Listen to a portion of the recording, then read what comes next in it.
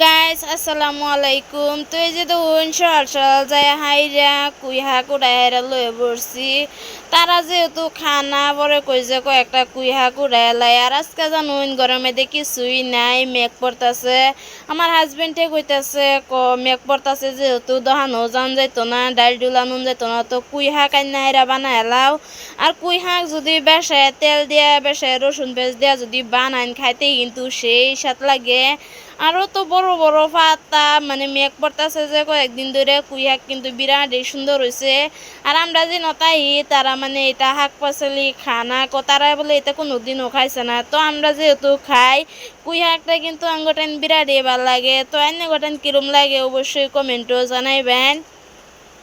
আর এই যে দেখুন কয়েকটা কুইয়ের গুড়া লইছি ফাহা ফাহা একেবারে লাল টুকটুকা। এই কুইয়ের গুড়াটি যদি আলুদা ভাজি বানায় খাইন অবশ্যই কিন্তু বিরাটই স্বাদ লাগবো। একেবারে মানে বাটি বিরাটই লাল হয়ে যায় যে খাইতেও ভাল লাগে আর দেখাতেও ভাল লাগে।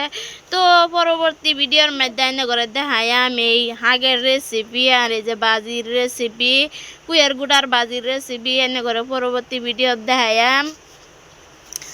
তো তাকিয়া হাই করে দাও।